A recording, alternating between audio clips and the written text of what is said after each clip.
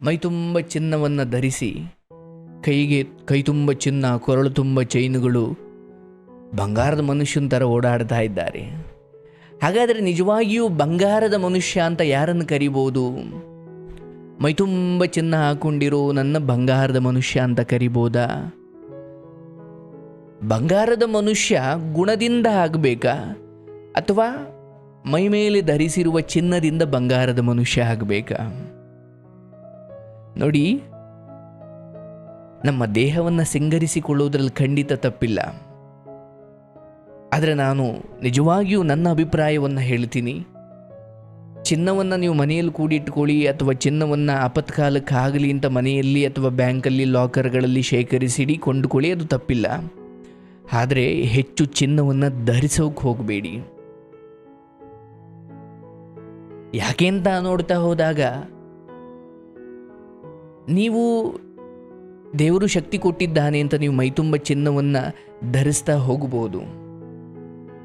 ನಿಮ್ಮ ಸಮಯ ಚೆನ್ನಾಗಿದೆ, ನಿಮ್ಮ ಅದೃಷ್ಟ ಚೆನ್ನಾಗಿದೆ, ಎಲ್ಲವೂ ಚೆನ್ನಾಗಿ ನಡೀತಾ ಇದೆ, ಈಗ ನೀವು ಚಿನ್ನ ಧರಿಸಿದ್ದೀರಿ. ಆದರೆ ಒಂದು ಕೆಟ್ಟ ಗಳಿಗೆ ಅಂತ ಬರುತ್ತೆ, ಒಂದು ದಟ್ಟ ದರಿದ್ರದ ಗಳಿಗೆ ಅಂತ ಬರುತ್ತೆ. ಹಾಗೇನಾಗ್ಬಿಡುತ್ತೆ, ಈ ಹಿಂದೆ ಮೈತುಂಬ ಚಿನ್ನ ಹಾಕೊಂಡು ಊರು ತುಂಬ ಓಡಾಡಿದ್ರಲ್ಲ, ಅದೇ ನೀವು ಮುಂದೊಂದು ದಿನ ಏನೋ ಕೆಟ್ಟ ಗಳಿಗೆ ಬಂದೇ ಬರುತ್ತೆ. ಲಕ್ಷ್ಮಿ ಚಂಚಲೆ ಅಥವಾ ಹಣೆ ಬರಹ ಯಾರು ಬಲ್ಲರು? ಒಂದು ದಿನ ಊಟಕ್ಕೂ ಕಷ್ಟದ ಕಾಲ ಬಂದುಬಿಡುತ್ತಲ್ಲ, ಆವಾಗ ಮೈ ತುಂಬ ಚಿನ್ನ ಇರಲಿ, ಒಡೆ ತುಂಬ ಇಟ್ಟಿರುವುದಿಲ್ಲ. ಆವಾಗ ನಿಮ್ಮ ಬದುಕು ಎಷ್ಟು ದೊಡ್ಡ ಪಶ್ಚಾತ್ತಾಪಕ್ಕೊಳಗಾಗ್ಬಿಡುತ್ತೆ, ಅಥವಾ ನಿಮಗೆಷ್ಟು ಪ್ರಾಯಶ್ಚಿತ ಕಾಡೋಕೆ ಶುರುವಾಗುತ್ತೆ, ಅಥವಾ ನಿಮಗೆಷ್ಟು ಅವಮಾನ ಆದಂತಾಗುತ್ತೆ ಅಂದರೆ, ಜನ ಹೇಳ್ತಾರೆ, ಇದ್ದಾಗ ಮೆರ್ದ ನೋಡು ಈಗ ಯಾವ ಸ್ಥಿತಿಗೆ ಬಂದಿದ್ದಾನೆ. ಅಂದರೆ ಎಲ್ಲವೂ ಇದ್ದಾಗ ನಾವು ಮೈತುಂಬ ಚಿನ್ನ ಹಾಕ್ಕೊಂಡು ತುಂಬ ಏನು ಮೆರೆದ್ವಲ್ಲ, ಆ ಸ್ಥಿತಿ ಹಾಗೇ ಇರುತ್ತಾ? ಖಂಡಿತ ಇರಲ್ಲ. ಏನೋ ಒಂದು ಗಳಿಗೆ ಬಂದು ಬೆತ್ತಲೆ ಆಗ್ಬಿಡ್ತೀರಾ, ಬರಿಗೈ ಆಗ್ಬಿಡ್ತೀರಾ, ದರಿದ್ರರಾಗ್ಬಿಡ್ತೀರಾ, ಅಥವಾ ಕಡು ಕಷ್ಟಗಳು ಬಂದುಬಿಡ್ತಾವೆ. ಆಗ ನೀವಷ್ಟೇ ಅಲ್ಲದೆ ಇಡೀ ಮನೆಯವರೆಲ್ಲ ಅದರ ನೋವು ತಿನ್ನಬೇಕಾಗುತ್ತೆ. ಬಡತನ ಖಂಡಿತ ಶಾಪವಲ್ಲ, ಅಥವಾ ಕಡು ಕಷ್ಟ ನಿಮಗೆ ಮೊದಲಲ್ಲ, ಅಥವಾ ಜಗತ್ತಲ್ಲಿ ನೀವೇ ಮೊದಲು ಅಲ್ಲ, ಕೊನೆಯೂ ಅಲ್ಲ. ಆದರೆ ಮೈತುಂಬ ಚಿನ್ನ ಹಾಕೊಂಡು ಮೆರೆದು ಮೆರೆದು ಮೆರೆದು ಒಂದು ದಿವಸ ಬರಿಗೈ ಆಗುವುದಿದೆಯಲ್ಲ, ಅದು ಸಾವಿಗಿಂತ ಬೇರೇನೂ ಅಲ್ಲ. ಈಗ ಬಡವರಾಗೆ ಹುಟ್ಟಿದ್ರು, ಏನೋ ಎಷ್ಟೋ ಜೀವನ ಮಾಡಿಕೊಂಡು ಹಂಗೆ ಬದುಕಿ ಹಂಗೆ ಸತ್ತೋದ್ರು, ಅವ್ರ ಜೀವನ ಓಕೆ. ಆದರೆ ಒಂದು ಹಂತದವರೆಗೂ ಮೆರೆದುಬಿಟ್ಟು, ಒಂದು ಹಂತದವರೆಗೂ ಚಿನ್ನಪ್ಪನ್ನ ಹಾಕೊಂಡು ಓಡಾಡಿಕೊಂಡು, ಹಿಂದ್ಗಡೆ ಹುಡುಗರನ್ನ ಇಟ್ಕೊಂಡು ಓಡಾಡಿಕೊಂಡು, ಕಾರು ಬಂಗ್ಲೆ ಅಂತ ಓಡಾಡಿಕೊಂಡು ಆಮೇಲೆ ಬರಿಗೈ ಆಗುವುದಿದೆಯಲ್ಲ, ಅದೊಂಥರ ಹರಿಶ್ಚಂದ್ರನ ಬದುಕು. ಏನೋ ಹರಿಶ್ಚಂದ್ರನ ಹೆಂಡತಿ ಮಹಾನ್ ತಾಯಿ ಇದ್ಲು, ಹರಿಶ್ಚಂದ್ರ ಸ್ಮಶಾನಕ್ಕೆ ಹೋದ್ರು, ನಡ್ರಿ ನಾನು ಬತ್ತೀನಿ ಅಂದ್ಲು. ಇವತ್ತಿನವ್ರು ಹಂಗಂತಾರ ಗೊತ್ತಿಲ್ಲ. ಹಾಗಾಗಿ ನಮ್ಮಲ್ಲಿ ಒಂದು ಮಾತಿದೆ, ನಿಜವಾಗಿಯೂ ನಿಮ್ಮ ಕೈಗೆ ಭೂಷಣ ಏನಂದರೆ, ಭೂಷಣ ಅಂದರೆ ತುಂಬ ಚೆನ್ನಾಗಿ ಕಾಣುವಂಥದ್ದು, ಅಥವಾ ಸೌಂದರ್ಯವನ್ನು ಹೆಚ್ಚಿಸುವಂಥದ್ದು. ಕೈ ಸೌಂದರ್ಯವನ್ನು ಹೆಚ್ಚಿಸುವಂಥದ್ದೇನು? ಖಡ್ಗ, ಬ್ರಾಸ್ಲೇಟು, ಇನ್ನೊಂದು ಕೈ ತುಂಬ ಚಿನ್ನ ಹಾಕೊಳ್ತಾರಲ್ಲ, ಉಂಗುರ, ಬ್ರಾಸ್ಲೇಟು, ಖಡ್ಗ, ಚಿನ್ನದ ಬ್ರಾಸ್ಲೇಟು, ಚಿನ್ನದ ಉಂಗುರಗಳು, ಇದು ಕೈನ ಸೌಂದರ್ಯವನ್ನು ಹೆಚ್ಚಿಸುತ್ತಾ. ಅದಕ್ಕೆ ನಮ್ಮ ಹಿರಿಯರು ಹೇಳ್ತಾರೆ, ಹಸ್ತಸ್ಯ ಭೂಷಣಂ ದಾನಂ. ಅಂದರೆ ಹಸ್ತಸ್ಯ ಭೂಷಣಂ ದಾನಂ, ಹಸ್ತಕ್ಕೆ ಅಂದರೆ ಕೈಗೆ ನಿಜವಾದ ಭೂಷಣ ಚಿನ್ನದ ಬ್ರಾಸ್ಲೇಟು ಅಲ್ಲ, ಚಿನ್ನದ ಖಡ್ಗವೂ ಅಲ್ಲ, ಚಿನ್ನದ ಉಂಗುರಗಳೂ ಅಲ್ಲ. ನಿಜವಾಗಿಯೂ ಕೈಗೆ ಭೂಷಣವಾದದ್ದು ದಾನ.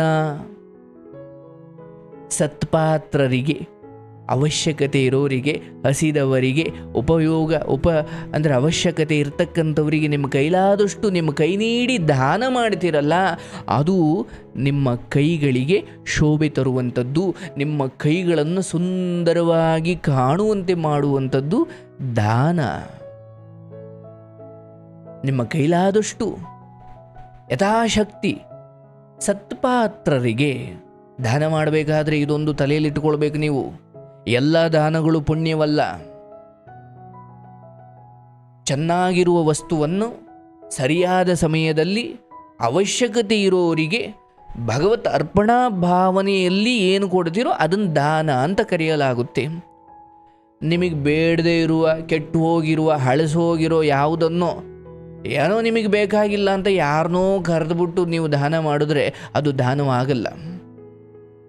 ನಾನು ಕೊಡ್ತಾ ಇಲ್ಲಪ್ಪ, ಭಗವಂತ ನನ್ನಿಂದ ಕೊಡಿಸ್ತಾ ಇದ್ದಾನೆ ಅನ್ನುವ ಎಚ್ಚರದಲ್ಲಿ ನಾವು ದಾನ ಮಾಡಬೇಕು.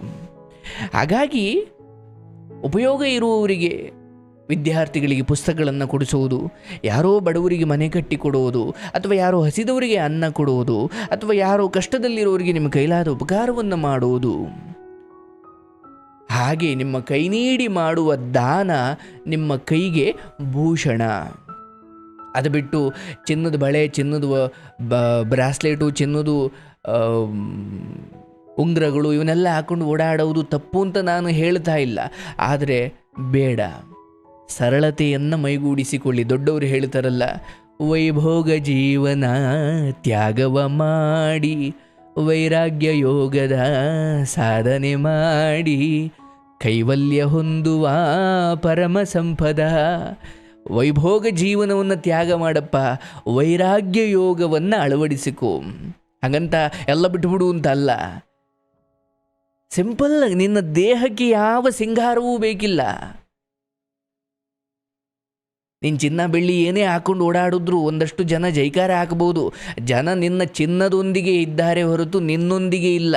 ಯಾವತ್ತು ನಿನ್ನ ಚಿನ್ನವೆಲ್ಲ ಖಾಲಿ ಆಗುತ್ತೆ, ನಿನ್ನ ದುಡ್ಡೆಲ್ಲ ಖಾಲಿ ಆಗುತ್ತೆ, ಜನ ಮಂಗಮಾಯ ಆಗೋಗ್ತಾರೆ. ಹುಡುಕಿದ್ರು ಒಬ್ಬರು ಇರಲ್ಲ, ಕಾರಿದ್ರು ಒಬ್ಬರು ಬರಲ್ಲ. ಹಾಗಾಗಿ ಅಸ್ತಸ್ಯ ಭೂಷಣಂ ದಾನಂ, ನಿಜವಾಗಿಯೂ ಕೈಗಳಿಗೆ ಭೂಷಣ ಅಂದರೆ ಅದು ದಾನ. ಹಾಗೆ ಸತ್ಯಂ ಕಂಠಸ್ಯ ಭೂಷಣಂ, ನಮ್ಮ ಕಂಠ ಇದೆಯಲ್ಲ ಇದಕ್ಕೆ ನಿಜವಾದ ಭೂಷಣ. ಕೈಗೆ ಭೂಷಣ ದಾನ, ಕಂಠಕ್ಕೆ ಭೂಷಣ ಸತ್ಯವನ್ನು ನುಡಿಯುವುದು ಅಲ್ವಾ? ಸತ್ಯವನ್ನು ನುಡಿಯುವುದು ಕಂಠಕ್ಕೆ ಭೂಷಣ. ಒಳ್ಳೆಯ ಮಾತುಗಳನ್ನು ಹೇಳೋದು, ಒಳ್ಳೆಯ ವಿಚಾರಗಳನ್ನು ಹೇಳುವುದು, ಒಬ್ಬರಿಗೆ ಒಳ್ಳೆಯದನ್ನು ಹಾರೈಸುವುದು, ಶುಭವಾಗಲಿ, ಒಳ್ಳೆಯದಾಗಲಿ, ಚೆನ್ನಾಗಿರಿ, ಒಳ್ಳೆಯದಾಗಲಪ್ಪ, ಚೆನ್ನಾಗಿರಯ್ಯ, ಹೀಗೆ ಶುಭ ನುಡಿತಾ ಇರಬೇಕು. ಶುಭ ನುಡಿಯೋ ಅಂತ ಶುಭ ನುಡಿತಾ ಇರಬೇಕು. ಈ ಕಂಠಕ್ಕೆ ನಿಜವಾಗಿಯೂ ಸಿಂಗಾರ, ಸೌಂದರ್ಯ ಹೆಚ್ಚಿಸುವಂಥದ್ದು ನಾವು ಆಡುವ ಮಾತುಗಳು, ಅದರಲ್ಲೂ ಸತ್ಯದ ಮಾತುಗಳು. ಸತ್ಯ ಅಂದ್ರೇನು? ಯಾವ ನಿಮ್ಮ ಮಾತಿನಿಂದ ಸಜ್ಜನರಿಗೆ ಒಳ್ಳೆಯದಾಗುತ್ತೋ ಅದನ್ನು ಸತ್ಯ ಅಂತ ಕರೆಯಲಾಗುತ್ತೆ ಅಲ್ವಾ? ಯಾವ ನಿಮ್ಮ ಸತ್ಯ ಅನೇಕ ಒಳ್ಳೆಯ ಜನರಿಗೆ ನೋವುಂಟು ಮಾಡುತ್ತೋ ಆ ಸತ್ಯವೂ ಕೂಡ ಪಾಪವೇ ಆಗುತ್ತೆ. ಹಾಗಾಗಿ ಸತ್ಯವನ್ನು ನುಡಿಯಿರಿ. ಕೆಲವೊಮ್ಮೆ ಒಳ್ಳೆಯವರನ್ನು ರಕ್ಷಣೆ ಮಾಡಲಿಕ್ಕೆ ಹೇಳಿದ ಸುಳ್ಳು ಕೂಡ ಪುಣ್ಯವೇ ಆಗುತ್ತೆ. ಸುಳ್ಳು ಸತ್ಯ ಇವೆರಡನ್ನ ಪರಿಸ್ಥಿತಿ ನಿರ್ಧರಿಸುತ್ತೆ ಅಲ್ವಾ? ಈಗ ನಿಮ್ಮ ಮಗಳು ಶಾಲೆಗೆ ಹೋಗ್ತಾ ಇದ್ದಾಳೆ. ಆ ಮಗಳು ಶಾಲೆಗೆ ಹೋದ ಮೇಲೆ ನೀವು ಯಾವುದೋ ನೆಂಟರ ಮನೆಗೆ, ಯಾವುದೋ ನಾಮಕರಣಕ್ಕೋ ಇನ್ಯಾವುದಕ್ಕೋ ಸತ್ಯನಾರಾಯಣ ಪೂಜೆಗೋ ನೀವು ಮಗಳನ್ನು, ಅಂದರೆ ಪುಟ್ಟ ಮಗಳು, ಅವಳಿಗೆ ಶಾಲೆ ತಪ್ಪಿಸಿದ್ರೆ ತಪ್ಪಾಗುತ್ತೆ. ಅವಳನ್ನು ಶಾಲೆ ತಪ್ಪಿಸೋ ಉದ್ದೇಶ ನಿಮಗಿಲ್ಲ. ಹಿಂಗೋಡೋಗಿ ನೆಂಟರ ಮನೆ, ಯಾವುದೋ ಹತ್ತಿರದಲ್ಲಿರೋ ನೆಂಟರ ಮನೆ ಸತ್ಯನಾರಾಯಣ ಪೂಜೆ, ಅಲ್ಲಿಗೆ ಹೋಗ್ಬಿಟ್ಟು ಬರಬೇಕು. ಆದರೆ ಮಗಳಿಗೆ ನಾನು ಹಿಂಗೆ ಗೊತ್ತಿರೋರ ಮನೆಗೆ, ನೆಂಟರ ಮನೆಗೆ ಸತ್ಯನಾರಾಯಣ ಪೂಜೆಗೆ ಹೋಗ್ತಾ ಇದ್ದೀನಿ, ನೀನು ಸ್ಕೂಲ್ಗೆ ಹೋಗು ಅಂದ್ರೆ ಅವಳು ಹೋಗಲ್ಲ. ಇಲ್ಲ, ನಾನು ಬರ್ತೀನಿ ಅಂತಾಳೆ. ಇಲ್ಲ, ನಾನು ಎಲ್ಲಿಗೂ ಹೋಗಲ್ಲ, ನಾನು ಇಲ್ಲೇ ಇರ್ತೀನಿ, ನೀನು ಶಾಲೆಗೆ ಹೋಗವ್ವ ಅಂತ ಹೇಳಿ ಅವರನ್ನು ಶಾಲೆಗೆ ಕಳಿಸಿ ನೀವು ಸತ್ಯನಾರಾಯಣ ಪೂಜೆಗೆ ಹೋಗೋದು ತಪ್ಪ, ಪಾಪವ? ಇಲ್ಲ. ಮಗುವನ್ನು ಸರಸ್ವತಿಯ ಜಾಗಕ್ಕೆ, ಶಾಲೆಗೆ ಕಳಿಸಿ ನೀವು ಸತ್ಯನಾರಾಯಣ ಪೂಜೆಗೆ ಹೋಗಬೇಕು. ಎರಡೂ ಕೆಲಸವಾಗಬೇಕು. ಅದರಲ್ಲೊಂದು ಸುಳ್ಳು ಹೇಳಬೇಕು. ಮಗಳಿಗೆ ನಾನು ಸತ್ಯನಾರಾಯಣ ಪೂಜೆಗೆ ಹೋಗ್ತಾ ಇಲ್ಲಮ್ಮ, ಅಥವಾ ನಾನು ಎಲ್ಲಿಗೂ ಹೋಗ್ತಾ ಇಲ್ಲ, ನೀನು ಶಾಲೆಗೆ ಹೋಗು ಅಂತ ಹೇಳಿದ್ರಿ. ಮಗು ಶಾಲೆಗೆ ಹೋಯಿತು. ನೀವು ಮಗುವಿಗೆ ಹೇಳಿದ್ದೊಂದು, ನೀವು ಮಾಡಿದ್ದೊಂದು. ಆದರೆ ಅದರಲ್ಲಿ ಪಾಪವಿಲ್ಲ. ಯಾಕೆ?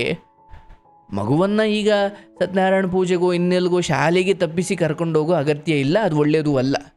ಮಗುವನ್ನು ಶಾಲೆಗೂ ಕಳಿಸಬೇಕು, ಈ ಕಡೆ ನಾನು ಸತ್ಯನಾರಾಯಣ ಪೂಜೆಗೆ ಹೋಗಬೇಕು. ಈ ಕಾರಣಕ್ಕೆ ಹೇಳಿದ ಒಂದು ಸುಳ್ಳು ಇದೆಯಲ್ಲ, ಅದು ಯಾರಿಗೂ ನಷ್ಟ ಇಲ್ಲ. ಸೊ ಆ ಸುಳ್ಳು ಕೂಡ ಪುಣ್ಯವೇ ಆಗುತ್ತೆ, ಅಥವಾ ಆ ಸುಳ್ಳಿನಿಂದ ಪಾಪವಿಲ್ಲ ಅಂತ. ಹೀಗೆ ನಮ್ಮ ಕಂಠ, ನಮ್ಮ ಧ್ವನಿ, ನಮ್ಮ ಮಾತಾಡುವ ಈ ಶಕ್ತಿ ಇದೆಯಲ್ಲ, ಇದಕ್ಕೆ ನಿಜವಾದ ಭೂಷಣ ಸತ್ಯವನ್ನು ಹೇಳೋದು. ಗೊತ್ತಿಲ್ಲ ಯಾವಾಗ ನಮ್ಮ ಎಲ್ಲ ಮಾತುಗಳು ನಿಂತು ಹೋಗ್ತಾವೋ, ಹಾಗೆ ಮಾತು ನಿಂತು ಹೋಗುವ ಮುನ್ನ ಗೋವಿಂದ, ನಾರಾಯಣ, ಈಶ್ವರ, ಪರಮಾತ್ಮ ಅಂದುಕೊಂಡು ಮಹನೀಯರ ವಿಚಾರಗಳನ್ನು ಅಥವಾ ಒಳ್ಳೆಯದನ್ನು ಹೇಳ್ತಾ ಒಳ್ಳೆಯದನ್ನು ಹಾರೈಸ್ತಾ ಇರುವಷ್ಟು ಸಮಯ ನಾವು ಬರೀ ಶಾಪ ಹಾಕಲಿಕ್ಕೆ ಬಳಸ್ಕೊಳ್ಬಾರ್ದು. ಹಾಳಾಗೋಗಲಿ, ಯಾವ್ರ ಮನೆ ಎಕ್ಕುಟ್ಟು ಹೋಗಲಿ, ಹಂಗಾಗಲಿ ಹಿಂಗಾಗಲಿ, ಅಯ್ಯೋ ಇಷ್ಟು ದೊಡ್ಡ ಮಾತಾಡುವ ಅವಕಾಶ ಯಾವ ಜೀವರಾಶಿಗಳಿಗೂ ಇಲ್ಲದ ಈ ಮಾತನಾಡುವ ಅವಕಾಶವನ್ನು ಭಗವಂತ ನಮಗೆ ಕೊಟ್ಟಿರೋದು ಒಬ್ಬರಿಗೆ ಶಾಪ ಹಾಕಲಿಕ್ಕೇನು ಇಲ್ಲ, ಒಳ್ಳೇದು ಬಯಸಲಿಕ್ಕೆ. ಶುಭವಸ್ತು, ಮಂಗಳವಾಗಲಿ, ಶುಭಮಸ್ತು, ಒಳ್ಳೆಯದಾಗಲಿ, ಶುಭವಾಗಲಿ, ಹೀಗೆ ಎಲ್ಲ ಒಳ್ಳೆಯದನ್ನು ನುಡಿಲಿಕ್ಕೆ ಈ ಕಂಠವನ್ನು ದೇವರು ನಮಗೆ ಕೊಟ್ಟಿದ್ದಾನೆ. ಹಾಗಾಗಿ ಕಂಠಕ್ಕೆ ನಿಜವಾದ ಭೂಷಣ ಸತ್ಯವನ್ನು ನುಡಿಯೋದು. ಸತ್ಯಂ ಕಂಠಸ್ಯ ಭೂಷಣಂ. ಹಾಗೆ ಮುಂದುವರೆದು ಶ್ರೋತ್ರಸ್ಯ ಭೂಷಣಂ ಶಾಸ್ತ್ರಂ. ಶ್ರೋತ್ರಸ್ಯ ಅಂದರೆ ಕಿವಿ. ನಿಮ್ಮ ಕಿವಿಗಳಿಗೆ ನಿಜವಾದ ಭೂಷಣ ಯಾವುದು? ಓಲೆಯೂ ಅಲ್ಲ, ಚಿನ್ನದ ಓಲೆ, ಆ ಓಲೆ, ಈ ಓಲೆ ಯಾವುದೂ ಅಲ್ಲ. ಜುಮ್ಕಿ, ಓಲೆ, ಇದು ಯಾವುದೂ ನಿಮ್ಮ ಕಿವಿಯನ್ನು ಸುಂದರವಾಗಿ ಕಾಣಿಸುವುದಿಲ್ಲ.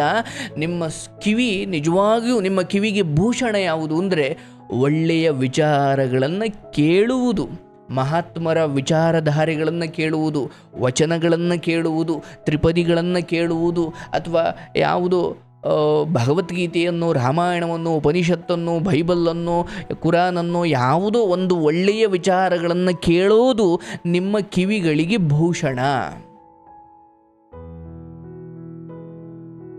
ಇವುಗಳನ್ನು ಬಿಟ್ಟು ನೀವೇನೇ ಕಿವಿಗೆ ಅಲಂಕಾರ ಮಾಡ್ಕೊಳ್ಳಿ, ಕೈಗೆ ಕಡ್ಗ ಹಾಕೊಳ್ಳಿ, ಅಥವಾ ಇನ್ನೇನೇ ಸಿಂಗಾರ ಮಾಡ್ಕೊಳ್ಳಿ, ಪ್ರಯೋಜನ ಏನು? ಯಾರೋ ಒಂದಿಬ್ಬರು ನೋಡ್ಬೋದು, ಸಕ್ಕತ್ತಾಗೈತೆ ಅಂತ ಅನ್ಬೋದು, ಪ್ರಯೋಜನ ಏನು ಬಂತು? ನಿಮಗದ್ರಿಂದ ಏನಾದರೂ ಉಪಯೋಗ ಆಯಿತಾ? ಅಲ್ವಾ? ಯೋಚನೆ ಮಾಡಿ ನೋಡಿ. ನೀವೇನೇ ನಿಮ್ಮನ್ನು ಸಿಂಗಾರ ಮಾಡ್ಕೊಳ್ಳಿ, ಏನೇ ಮೇಕಪ್ ಮಾಡ್ಕೊಳ್ಳಿ, ಕಿವಿಗೆ ಜುಮ್ಕೆ ಹಾಕೊಳ್ಳಿ, ಓಲೆ ಹಾಕೊಳ್ಳಿ, ಕೈ ಕಡ್ಗ ಹಾಕೊಳ್ಳಿ, ಬೆರಳಿಗೆ ಉಂಗುರಗಳು ಹಾಕೊಳ್ಳಿ, ಏನೇ ಹಾಕೊಳ್ಳಿ, ಎಷ್ಟೇ ರೆಡಿಯಾಗಿ ಅಬ್ಬಬ್ಬ ಅಂದರೆ 100ರಲ್ಲಿ 10 ಜನ ಚೆನ್ನಾಗೈತೆ ಅನ್ಬೋದು. ಪ್ರಯೋಜನ ಏನು? ಹಾಗಂತ ಬೇರೆಯವ್ರು ನೋಡಲಿ ಅಂತ ಮಾತ್ರ ಹಾಕೋದು ಅಂತಲ್ಲ. ನಿಮ್ಮ ಖುಷಿಗೆ ನೀವು ಹಾಕ್ಕೊಳ್ಳಿ, ಆದರೆ ಅದ್ರ ಜೊತೆಯಲ್ಲೇ ಈ ಸತ್ಯವನ್ನು ನೀವು ಅರ್ಥ ಮಾಡ್ಕೊಳ್ಳಿ. ನಿಮ್ಮ ಕೈ ತುಂಬ ಚಿನ್ನ ಬೆರಳಿಗೆಲ್ಲ ಉಂಗುರ ಹಾಕ್ಕೊಂಡು, ಕೈ ಕಡ್ಗ ಹಾಕ್ಕೊಂಡು ಮಾತ್ರಕ್ಕೆ ನಿಮ್ಮ ಜೀವನ ಪಾವನವಾಗುವುದಿಲ್ಲ. ಆ ಕೈಗಳಿಂದ ದಾನ ಮಾಡಿದಾಗ ಆ ಕೈಗಳಿಗೆ ಸಾರ್ಥಕತೆ. ಕಿವಿಯ ಮೂಲಕ ಒಳ್ಳೆಯದನ್ನು ಆಲಿಸಿದಾಗ ಕಿವಿಯ ಸಾರ್ಥಕತೆ. ಈ ಮಾತು ಅಥವಾ ಈ ಕಂಠ, ಇದರ ಮೂಲಕ ಸತ್ಯವನ್ನು ನುಡಿಯುವ ಮೂಲಕ, ಒಳ್ಳೆಯದನ್ನು ನುಡಿಯುವ ಮೂಲಕ ನಾವು ಕಂಠದ ಸಾರ್ಥಕತೆಯನ್ನು ಪಡ್ಕೊಳ್ಬೋದು. ಹಾಗಾಗಿ ನಿಜವಾಗಿಯೂ ಯಾವುದಕ್ಕೆ ಭೂಷಣ ಅನ್ನೋದನ್ನು ಈ ಶ್ಲೋಕದಲ್ಲಿ ತಿಳಿಸಲಾಗಿದೆ ಅಲ್ವಾ? ಹಸ್ತಸ್ಯ ಭೂಷಣಂ ದಾನಂ. ಹಸ್ತಸ್ಯ ಭೂಷಣಂ ದಾನಂ. ನಮ್ಮ ಕೈಗಳಿಗೆ ನಿಜವಾದ ಭೂಷಣ ದಾನ. ಸತ್ಯಂ ಕಂಠಸ್ಯ ಭೂಷಣಂ. ಸತ್ಯವನ್ನು ನುಡಿಯುವುದು ನಮ್ಮ ಕಂಠಕ್ಕೆ ಭೂಷಣ. ಹಾಗೆ ಕಡೆಯದಾಗಿ ಶ್ರೋತ್ರಸ್ಯ ಭೂಷಣಂ ಶಾಸ್ತ್ರಂ. ಕಿವಿಗಳ ಮೂಲಕ ಶಾಸ್ತ್ರಗಳನ್ನು ಆಲಿಸುವುದು, ಒಳ್ಳೆಯದನ್ನು ಆಲಿಸುವುದು, ಒಳ್ಳೆಯ ವಿಚಾರಗಳನ್ನು ಆಲಿಸುವುದು, ಹಿತವಚನಗಳನ್ನು ಆಲಿಸುವುದು ನಮ್ಮ ಕಿವಿಗಳಿಗೆ ಭೂಷಣ. ಭೂಷಣೈ ಕಿಂ ಪ್ರಯೋಜನಂ. ನೀವು ಕಿವಿಗೆ ಓಲೆ ಹಾಕೊಂಡು, ಕೈ ಕಡ್ಗ ಹಾಕೊಂಡು, ಏನೇ ಸಿಂಗಾರ ಮಾಡಿಕೊಂಡು ಪ್ರಯೋಜನವೇನು? ಹಾಗಾಗಿ ಈ ಸುಭಾಷಿತದ ಮೂಲಕ ಇಂತಹ ಅದ್ಭುತವಾದ ವಿಚಾರವನ್ನು ನಾವು ಅರ್ಥ ಮಾಡಿಕೊಂಡ್ವಿ.